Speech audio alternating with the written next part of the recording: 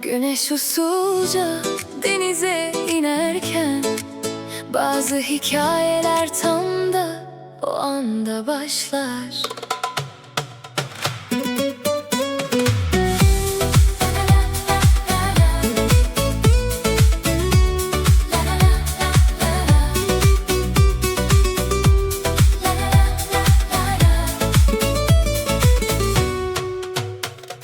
Turuncuya döndü gökyüzü, saçlarına vurdu son ışık.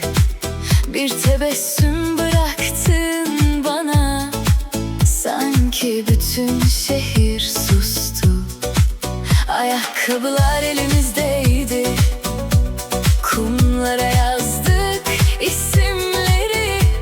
Dalgalar silse de izimizi, kalbim sakladı o anları. Rüzgar saçlarını savurdu, ben zamanı unuttum.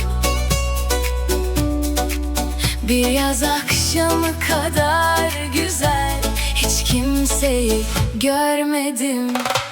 Yaz akşamı mucizesi, bir bakışın yetti bana. Kalbim ilk kez bu kadar inandığı gibi attı. Yaz akşamı mucizesi,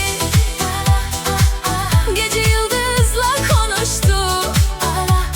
Sen elimi tuttuğunda dünya biraz daha güzeldi. La la la la. Yaz hiç bitmesin, la la la la. Bu an hep bizim olsun, la la la la.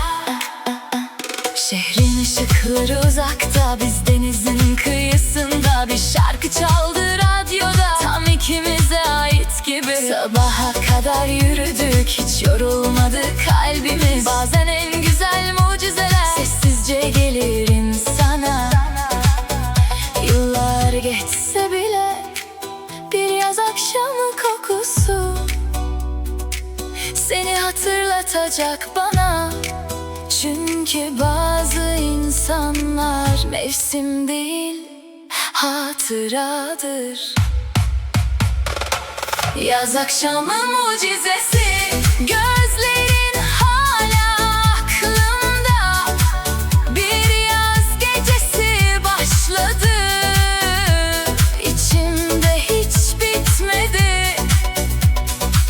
Yaz akşamı mucizesi, belki yeniden karşılaşırız. Aynı sahilde, aynı rüzgarda, bir gülüşle yeniden başlarız.